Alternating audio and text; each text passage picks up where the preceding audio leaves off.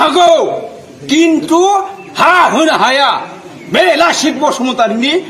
थांखि जय बर' रायजोनि जय बर' रायजोनि जय बर' रायजोनि সংবিধানৰ এগেইনষ্টত আনপাৰ্লিয়ামেণ্টাৰী ভাৱে যে বিজেপি ইডি আইডি আইবি সকলোকে লগাই পেলাই যে ভাৰতবৰ্ষৰ যে নীতি নিয়মবিলাক ধ্বংস কৰি আছে ইয়াৰ বিৰুদ্ধে নিৰ্বাচন এইবাৰৰ নিৰ্বাচনটো খাৱা লোৱাৰ নিৰ্বাচন নহ'ব আমাৰ ৰাস্তা দলং বনোৱাৰ উন্নয়নৰ নিৰ্বাচন হয় সেই নিৰ্বাচনটো আমাৰ গণতন্ত্ৰৰ দেশক ৰক্ষণাবেক্ষণা কৰাৰ নিৰ্বাচনে হ'ব जों रायजो राजा गासैबो लोगो नांनानै आनसलिकनि जानानै बिसोरखौ उइसेट खालामनानै जों होखारगोन बे होखारनायाव सोरबा माबा जायोबा जों नांलायनांगौ बुलायनांगौ जों दिनै बिसोर हाखौ जोंनिफ्राय सेनो नागिरो जों बे हा सेनो नागिरनाय माबाखौ जों मानिया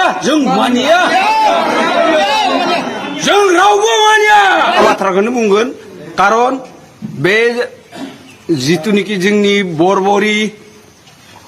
रिजार्भआव एनडिएफबिआ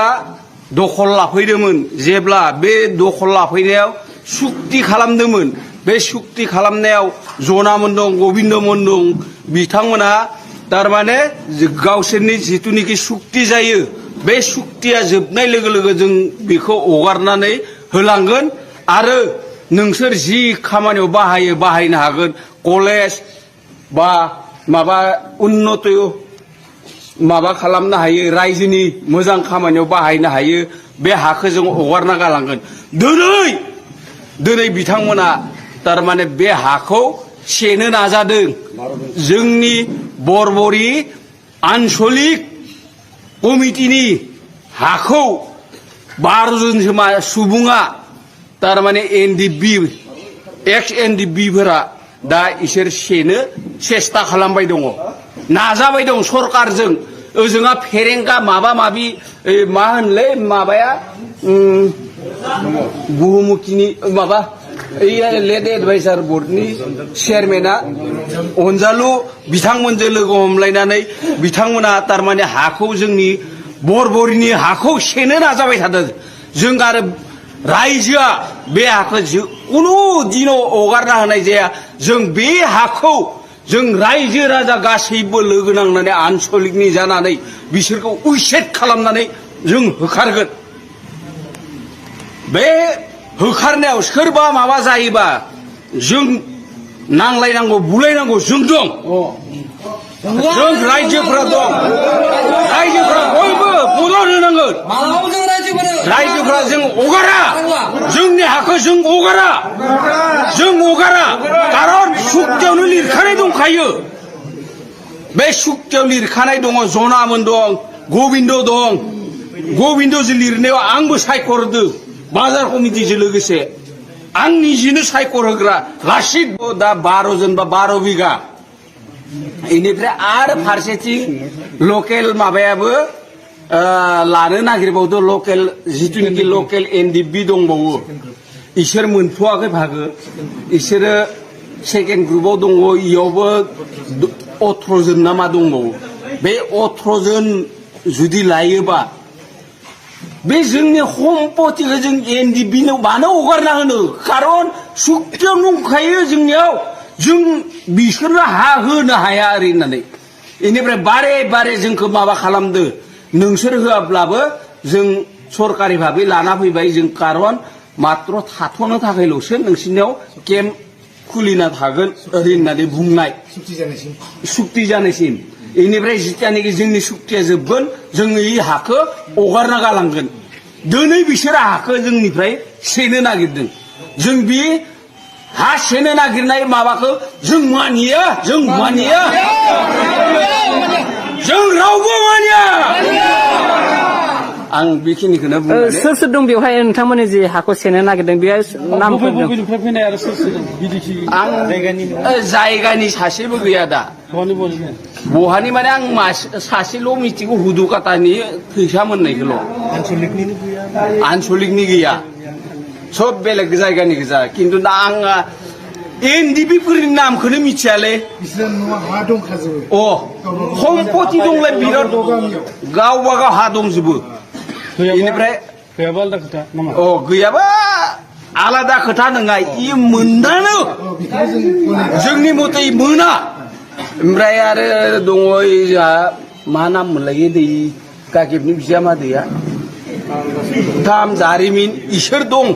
नामफोरखौ इफोरखौल' मिथिगौ इनिफ्राय बाखि मिथिया आं फ्रान्सिस बेबायदियै इसोरो दङ आरो बार जाबाय खिन्थु इसोर मानियाखै लाइजामबो होबाय थायो लाइजामखौ नाजावलायाबालाय आरो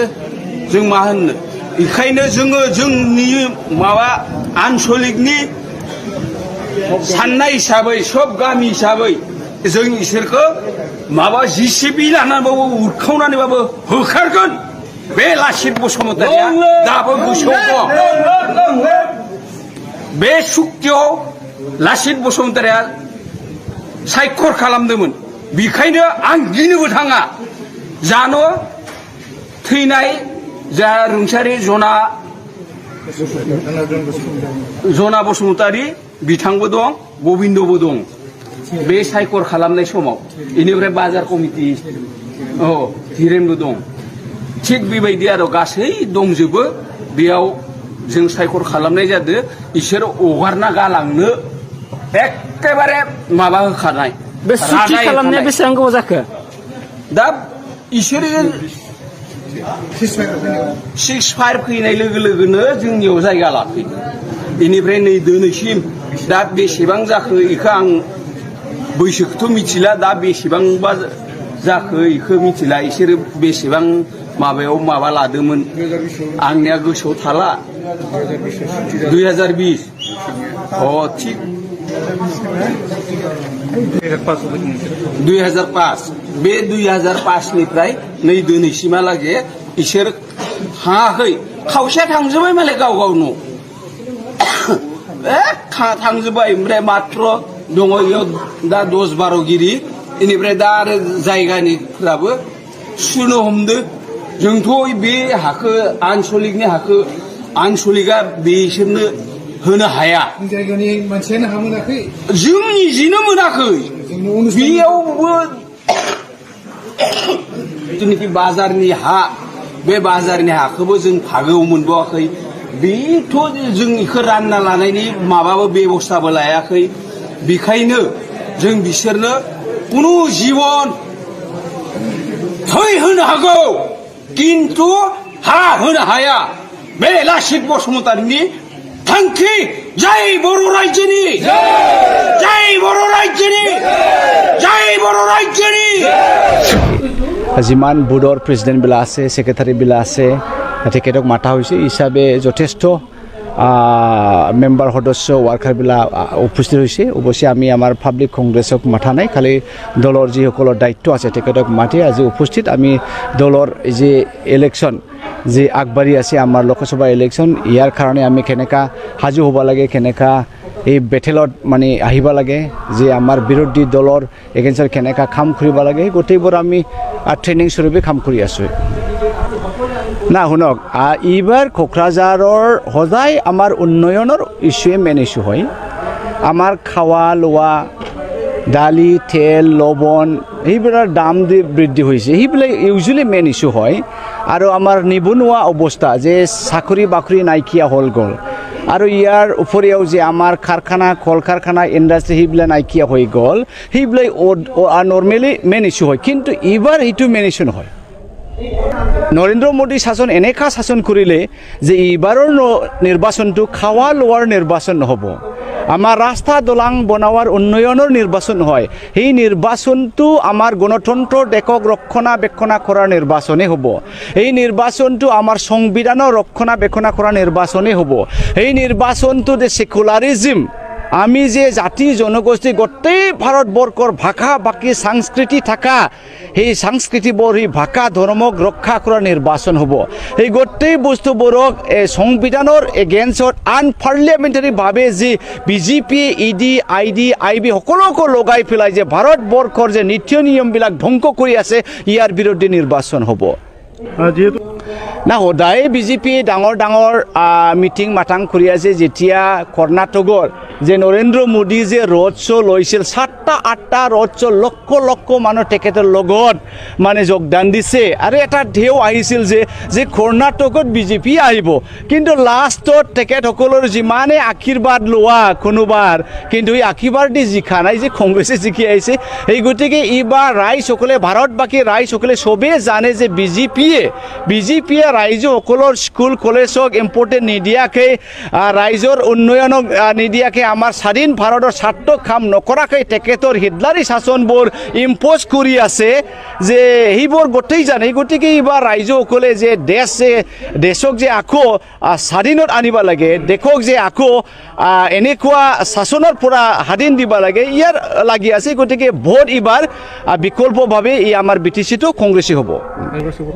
নাই এনেকুৱা আমি নকম আজিৰ তাৰিখত কিন্তু দেখা যায় যে আজিৰ তাৰিখত বিজেপিক ভোট নিদিব কিন্তু আমাৰ 1 নং কোকৰাঝাৰ লোকসভাত বিকল্প কংগ্ৰেছ কাৰণ বিজেপিক কোনে ভোট দিব চাওক আজি তাৰিখত বড়োসকলে যিসকলে আন্দোলনজীৱীসকল আজি আন্দোলন কৰি ইমান 50-60 বছৰ আন্দোলন কৰি BTC জন্ম দিছিল তেখেতসকলে কিন্তু BTC আজিৰ তাৰিখত কি থাকিলে 16টা ডিপাৰ্টমেণ্ট আকৌ অসমত ঘূৰি লৈ গ'ল তাৰমানে আন্দোলন মানে কি হইল বহুত আকাংক্ষা আছিল গতিকে এই বড়োসকলে বিজেপিক অৰ্থাৎ ইউপিপিলৈ ভোট নিদিব আনফালে মাইনৰিটি মুছলমান মাইনৰিটিসকলে ছেকেণ্ড লাৰ্জেষ্ট আমাৰ 1 নং লোকসভাত তেখেতসকলে কিয় ভোট দিব মুখ্যমন্ত্ৰী ডাঙৰীয়াই মুখ খুলিলে ফ্ৰেছে মিডিয়াই যে কেনেকা মুছলমানক ধ্বংস কৰিব লাগে কেনেকা মাইনৰিটি ধৰ্মাৱলম্বীসকলক ধ্বংস কৰিব লাগে কৰোণা নিচিনা যে গুৱাহাটী টাউন কেনেকা চাফাই কৰিব লাগে সেইবিলাক আনপাৰ্লিয়ামেণ্টাৰী কথাবোৰ মুখ্যমন্ত্ৰীৰ মুখৰ পৰা ওলাই সদায় উচ্ছেদৰ কথা ওলাই আহে সদায় মাদ্ৰাছাৰ বিৰুদ্ধে ওলাই আহে তেখেতক এই পৰ্যায়ত মাইনৰিটিসকলে কেনেকা ভোট দিব ইউপিপিলক সেই গতিকে আজিৰ তাৰিখত আৰু আদিবাসীৰ কথাটো কওক আদিবাসীসকলৰ উদ্দেশ্য আছে তেখেতসকলক ডেভেলপমেণ্ট কাউন্সিল বুলি এটা একৰ্ড দিছিলে ইয়াৰ পেকেজ নাই 215 কোটি দিবা কথা আছিল কিন্তু আজি ইলেকশ্যন অহাকালি আহিছে 15 কোটি দিছে এই গতিকে এইবোৰ বহুত অৱস্থা তেখেতৰ ভাষাৰ অৱস্থা যে তেখেতসকলৰ নিজৰ স্ক্ৰিপ্ট লাগে ৰোমান্স স্ক্ৰিপ্ট কৰি আছে সেইটো হোৱা নাই আৰু ইয়াৰ উপৰিও তেখেতসকলে জনগোষ্ঠীকৰণ বিচাৰিছে সেইটো হোৱা নাই এই গতিকে আদিবাসী 3rd লাৰ্জেষ্ট ভোটাৰ্ছ আমাৰ এই সমষ্টিত তেখেতসকলে কি কাৰণত ইউপিপিক দিব বিপিএফক দিব সেইবিলাক মেইন কাৰণ যে এইবাৰ এই নিৰ্বাচনত আমাৰ নৱ কুমাৰ চৰণীয়া ডাঙৰীয়াটো কোনো ঢেউ নাই এই গতিকে এইবাৰ বিকল্প কংগ্ৰেছে আৰামছে ওলাই যাব তেখেতসকলে এইবিলাক এনে without any data without any logic without any people survey তেখেতসকলে ইচ্ছা মতন ক'ব পাৰে কাৰণ সাহস দল এই গতিকে তেখেতৰ খোৱাৰ লগত কোনো কাৰণে আজি গ্ৰাউণ্ডত আহিব লাগিব ৰাইজসকলে আজি চাওক ইয়াত ওচৰতে ইউপিপিৰ মিটিং সভা হৈ আছে সেই সভা যিসকলে গৈছে তেখেতসকলে পইচা ল'বলৈ গৈ আছে এজন অলপ আগতে মই এটা টেম্পত এজন মানুহ আহে এটা টেম্পত 3জন মানুহ আহে আমি ৰাখি উঠিছে যে আপুনি ক'ত যাব ইউপিপিলত হে আপুনি কংগ্ৰেছৰ মানুহ আমি আপোনাৰে মানুহ হয় কিন্তু তেখেতসকলে আমাৰ 300 টকা দিছে খাক বা 500 টকা দিছে সেই গতিকে আমি পইচাটো ল'বলৈ আহিছে কিন্তু ভোটটো কংগ্ৰেছক দিব তেনে অৱস্থাত ইউপিপিলত যিমানে কথা নাকক একেবাৰে মিছা কথা ৰাইজসকল খুব দুখৰ কথা আজিৰ তাৰিখত ইউপিপিল কেতিয়াও নিজিকে ফেক্টৰটো বিপিএফৰ লগত কংগ্ৰেছৰ লগত হ'ব যে মই আগতীয়াকৈ কৈছে এটা টেম্পত এজন মানুহ আহিছে ইউপিপিলৰ কাৰণে যোগদান দিব আৰু কোন দূৰ দথমাৰ পৰা আহিছে ফকিৰাৰ পৰা আহিছে ইয়াৰ বাসী মানুহবিলাক নাই লৈ যদি তেখেতসকলে কয় যে এইবাৰ কোনো আমাৰ ফেক্টৰ নাই ইউপিপিলৈ অকলে ওলাই যাব সেইবিলাক খুব মানে আননেচেচাৰী আৰু উইদাউট এনি লজিক খোৱাবিলাক কোনো কিবা নাই ফেক্টৰ নাই